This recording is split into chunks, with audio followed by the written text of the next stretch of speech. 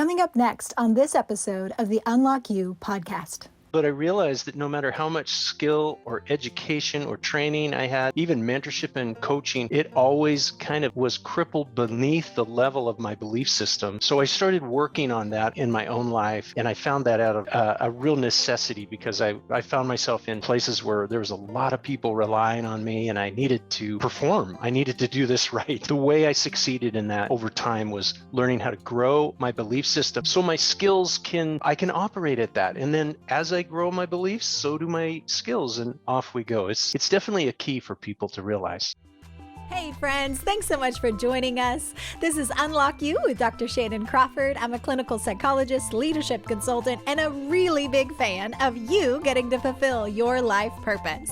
I want you to get unstuck and unlock your potential relationally, emotionally, spiritually, and vocationally. Thanks for joining us, and let's get started. Welcome to Unlock You with Dr. Shannan Crawford. And I am over the moon excited to be with Stephen De Silva, who is brilliant with finances to the capacity that he could run a whole organization's financial portfolio. And he has written the book on it, not just to do finances well, which is such an issue for all of us, but also how to do it from a healthy soul. So thank you, Stephen De Silva, for being our guest today. Thank you so much for having me, Shannan. It's awesome. I appreciate that. Yes, I'm so excited. As many of you know, his wife is actually the first person that we had air for our Unlock You, Donna De Silva. So if anyone's listening right now, probably 40, 50 episodes ago, she was our pilot guest. So it's so fun to now have the full circle, and we'll try to get your children and grandchildren down the road. I love the De Silva family. That's awesome. So what led you in this journey of realizing that we need to have healthy souls with our finances? Oh my gosh. Well, that's an easy answer, actually. I realized in my journey that no matter how much skill I learn, it will always bow or submit to the level of your belief system. So I had a lot of training. I'm a CPA, retired now, and did a lot of work. As you said, I've been a CFO. I've been in around money since I think my first lemonade stand. The total proverbial lemonade stand. I literally did that. It's real. And yeah, but I realized that no matter how much skill or education or training I had, even mentorship and coaching, it always kind of was crippled beneath the level of my belief system. So I started working on that in my own life, and I found that out of a real necessity because I found myself in places where there was a lot of people relying on me and I needed to, perform. I needed to do this right. I remember my first CFO job. I walked in thinking, I have no idea what I'm doing, but I just went in there and, oh God, help me do this. Anyway, the way I succeeded in that over time was learning how to grow my belief system so my skills can, I can operate at that. And then as I grow my beliefs, so do my skills, and off we go. It's definitely a key for people to realize. How would somebody know if they don't have good beliefs regarding money and finances? Oh, that's a good question. I think of that answer as a trigger. If you have some kind of trigger in your life around the subject of money, and I'll give you some examples, like sleepless nights, retail therapy, where we kind of, comfort ourselves through spending and later, regret what we've done. If you have those kind of emotions moving around, things like guilt, envy, fear, even greed and selfish ambition, if these things are if you're recognizing those in your life, or if someone you care about that loves you back puts their finger on it, that's a super good piece of information. It's like, that's not really how it's supposed to work. We shouldn't be afraid of money. Money should produce something else in us. It should produce confidence and quiet and peace and power and charity, generosity, excitement. So when you start realizing these two things are really quite different and that they don't need to be blended, we don't need to settle for that mixture in there, that's where you can begin to recognize these triggers. And then by knowing that, you can go after the belief system that makes that trigger emerge. That's so good. And I think even in my own life, I've realized the beliefs that I guard the most, the ones that I'm like, no, no, that's not like, that is true, you know? And so if I realize I'm really protecting a belief that it's like holy or pious to be poor or to not buy things at full price, or some kind of belief that I have to give everything away and I can't invest. And the more emotion I have about that usually tells me there's a reason there's a lot of emotion to this core belief. Yeah, I really like that. I think it's because belief, you actually said the key word. You said that you trust in these ideas. I think for an idea, a belief of any character, whether it's a good one or a bad one, we tend to capture those and pull them into our hearts as a tool to succeed in our life. Yeah. But sometimes when we're little, we learn things like hiding or rage or outbursts. We have these little tools that we learn that make us safe or help comfort us. And it might work in a childlike way for a while, but as we get older and grown and our strength increases, our influence, our power, our revenue, then we find that those things we thought were true actually are not true. It looked like a fruit, but it actually turned out to be a weed. And so that's where we just have to have the courage to recognize sometimes we love those weeds. We love them because they got there and helped us at some point in our life. But those are not actual truth, quality truth. That's so good. So if someone's listening right now and they're going, I kind of ruminate about money. I do some retail therapy, or I stay up at night calculating and running the numbers, and it's stealing joy or the ability to be present in relationships. It's adding a bunch of gray hair as I'm ruminating about finances or overly putting my hope in money. Or if somebody points it out and I get kind of defensive and I protect that belief, what would they do next? Now that we're going, okay, my belief may not be super healthy and it may actually be capping some of what my skill and capacity could be. Yeah, that is the key. Once we recognize that issue going on, what do we do next? I just want to encourage anyone listening, just take that jump, take that brave step to go find yourself some help with someone from the outside that can pull you through and help unseat. I think of like unroot those lies.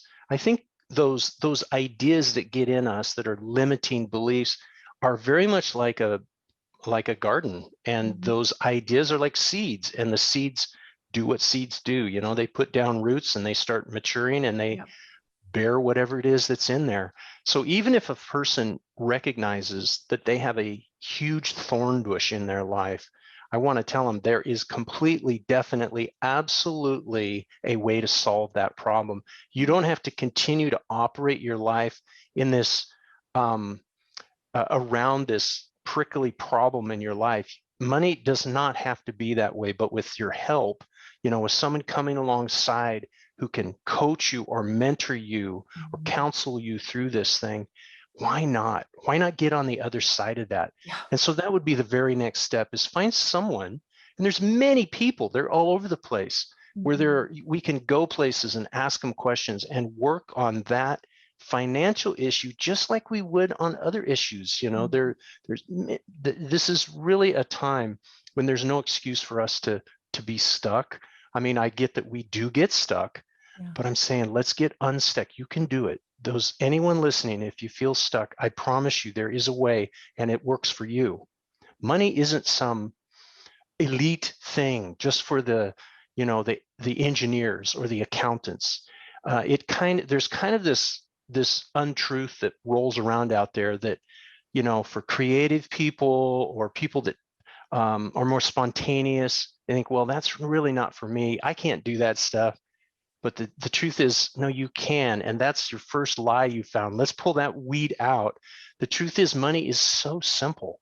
And, just with some very, very simple tools, a person can begin to master. And that, like a snowball, that mastery can grow and grow. And so I just speak encouragement to anyone listening. If you feel stuck, come on, let's get together. Let's do this thing. Let's move you forward. You can do this. That's so good. You're so pastory. Like you're like, I have to shepherd you right now. Like, don't stay in discouragement. There is hope and there's options, and then connect. So many times I think a lot of times it's like in my head. So God must be speaking it to me, but he who protesteth too much, like that just keeps going through my brain. Like a lot of people think they don't have a problem, like I'm fine with finances. I'm actually really good with money and blah, blah, blah. I just won't let anyone else see the check register. I won't let anyone else see what I'm doing, and just let me do my thing. And there's usually some pride that protects where I actually feel insecure, or I have a lie or a belief that maybe down there that's running, and I'm actually partnering with protecting something that's malignant and not healthy in my soul. And so we want to bring that conscious that if you're finding yourself or someone you love and you're kind of elbowing right now, that if there's a lot of like protecting of a core belief, or an area of your life, finances or any other area, your phone, if you're not willing to let someone else see that area of your life, there's usually a reason. And so bringing it into light, bringing it into relationship, and letting somebody help you. So that could be a therapist, that could be a financial peace university. Many churches have that. You could go for a sozo session. That's kind of that inner healing, start to process some of that. There's pastors, there's all kinds of different things that I haven't mentioned that you could get help. And a lot of times people are already in our life that you could ask for help. My mom is a brilliant businesswoman. She's in heaven now. But when I was going, I love business and I love talking to people, but this whole background finance part, and knowing there's somebody already in my life that I could talk to, and her go, oh, you're getting overcharged here. You're not watching your spending here. You don't have safeguards watching your back and your business here. Having somebody else speak into that, they'll show you the blind spots that our own pride and soul stuff doesn't let us look at. So now we've recognized there's a problem. We're protecting a belief that's probably not healthy for us. We're going into relationship. We're seeking help. What would we do next, Stephen De Silva? Wow, I would aim. Yeah, I would aim. So I think that one of the elements with money, once a person gets out of the stuck condition and they begin to find help, and they find that the help is working, they get some advice and they begin to apply the advice, and they begin to prosper. They begin to gain success. I think mechanical efficiency with money is not enough. We have to aim at something that's greater than ourselves. Otherwise, our money will, money. If you have money in the right relationship, it's the perfect slave to us as a master. Mm-hmm. It loves to work for us. The fact is, money is designed to serve us. It loves to work. And if we put it to work, it will have babies, and the babies will go to work. And it's the perfect slave, Compound interest. Compound interest. And those little babies will just go to work. And that's the right relationship of money. If we get that upside down and we begin to serve money, that's a very, very delicate condition. It generates a lot of very painful situations. And so once a person begins to learn the mechanics and apply them to their life, my next comment would be to your question, okay, well, let's make sure we're aiming at something greater than ourselves. I feel if you aim at nothing, you're sure to hit it. So if we know this idea that there is something greater, bigger, more beautiful, more powerful, more right than our own agenda, if we are built to serve, and I believe we are, someone or something greater than ourselves, when you get that engaged, you now introduce, I think, one of the most wonderful gifts I ever received in my life, and that was purpose. I figured out why I'm on the planet. And when I knew that, it's like the perpetual motion machine suddenly wakes up in my life, and I get out of bed. I don't just roll out, I hop out. I mean, I do. I'm not being weird. It's just I believe that. Love to hop out of bed. I think, okay, you know what I can do today? And I think a lot of people at the top of the economic food chain and at the bottom, purpose is the same. We all need it. And And I think it is equally as rare on both ends of that spectrum. So no matter where a person is, they can build aim. And as they figure out their meaning, their purpose, the answer for why are you alive, and you start applying these little financial mechanics to that engine, man, you found the perpetual motion machine, and that is a good day. That's a great day. Yes. So I could just hear our audience going, yeah, yeah. Wait, how do I get purpose? I'm agreeing. How do I do that? Well, if you want to talk about that, that's a topic that I spend, I major on in some mentorship stuff that I do for folks. And it's a tool called the Purpose Train. And the Purpose Train is easily described here for your podcast like a rope. If you can imagine, your life is like a rope, and ropes are better pulled than pushed, right? If you push a rope, it just kind of wads up. Those I call pinches. And in the financial space, if you have an economic pinch or a financial pinch, that's like scarcity. That's like those pain points, those triggers we were talking about earlier, guilt and greed and fragility, just being fragile, like I'm afraid of, I'm worried about. When you have those pinches in your life, the way to fix that is better done at the front end of the rope rather than the back. So when you ask the question on purpose, that takes us to the front of the rope. So the front of the rope is identity, and this is in order, is identity and purpose. The back of the rope is strategies and tactics. Most of us end up pushing our lives from the strategy tactic end. Those are like, how do I fund my IRA? How do I increase my income? How do I get that raise? How do I? So the key word to strategies is how. So really, before we answer that, we got to go up here to the front of the train where we have identity and purpose. Our conversation here is around purpose. And I do it this way. I say, first of all, you never answer the question of purpose until you solve who you are. That's identity. If you're an orphan-minded person, your purpose gets very distorted and twisted. So rather than go into the identity piece, let's just establish that if we know who we are, that introduces value and really clarity of the singular question of who am I? Now we can answer purpose, and purpose is such a powerful engine for us. I think purpose answers the singular question, why? Why am I on the planet? If we know who we are, then we can solve the mystery of why. And the tool I use for that is a one-word story. And that's a little bit complicated to summarize, but I can just say, imagine a paragraph, a purpose statement, refined and refined down to a one-word story that answers, who am I? That's so good. So how does somebody do that? Well, have you as a coach, a mentor? they could. I mean, there's probably 3 ways to do it. One is you can just, what I've just shared is very powerful, and people can literally do a purpose statement. That's a paragraph. You just write out who you are, and just work on yourself. Just physically reduce this, remove words and combine words, like those nesting dolls, those Russian nesting doll things, and you just keep finding combinations, and you combine down until you have on your own. You just have your own really pregnant meaning for the word, why am I? Now, there's a lot of science, or not science, but there's a lot of tools I've learned along the way to make that effort simpler.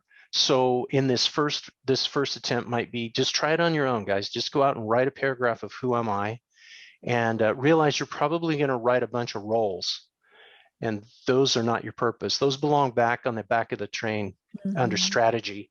So it is a little tricky, but if you're doing it on your own and it takes some time, work it. What are we in a hurry for? Let's figure out who and why we are. And that's the first way you could do that. The second way you could do that is, you could just hire me and we'd do a purpose train session. And that's where I walk a person from the front all the way through to the back, and we begin to build strategies and things for an individual life. And there's a lot of fun. I have a lot. That's probably my favorite part of my world right now, is I'm mentoring people, big and small, male and female, Christian and other, whatever. I just love to climb in there and help a person figure that stuff out. There is one third way that jumps out in my mind right now, is I recently recorded a very brief collection of videos, and I'm about to drop it into my catalog of courses. So if someone is interested in that, I don't have that link handy, but anyway, that is, that's probably an abbreviated way to kind of listen to what in the world I'm talking about and how to go through all the different steps to get to this awesome place of a pull system, because life is better pulled than pushed. So yeah, and then you're bouncing out of bed versus dreading 3-4 jobs, just trying to pay down debt and overwhelmed with finances. So many people live really enslaved to money. And so to be able to shift that and believe, one, that there's hope, two, there's core beliefs that may actually be undermining you more than you realize, and you're working against yourself. Three, reach into relationships, get mentoring, reach out to Stephen De Silva. And he also has his book, Money and the Prosperous Soul. Is that what it's called? Yes, ma'am. Thank you. I wrote that back in 2009, I think it was, or 10. It's a game changer. It's a fun little book. You can get in and hear, kind of the context of what is a prosperous soul. What in the world would that be? That's so good, because so many of us are looking for titles and accomplishments, bank account numbers to kind of give us that satiety in life, that sense of fulfillment and purpose.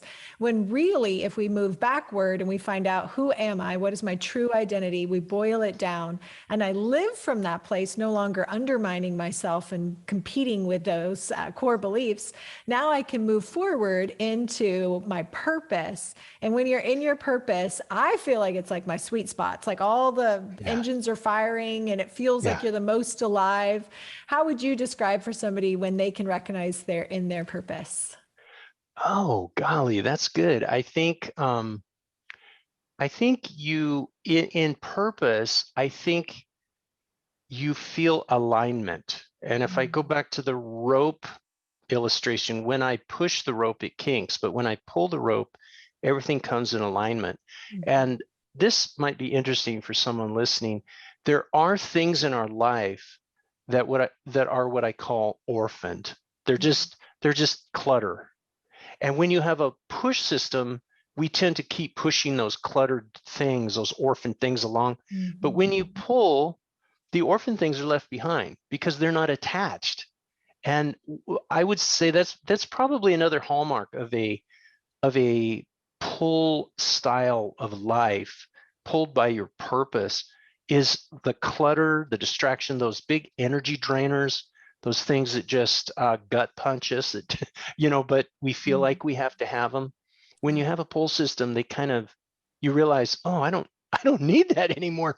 And it's super fun to say goodbye to clutter. Yes.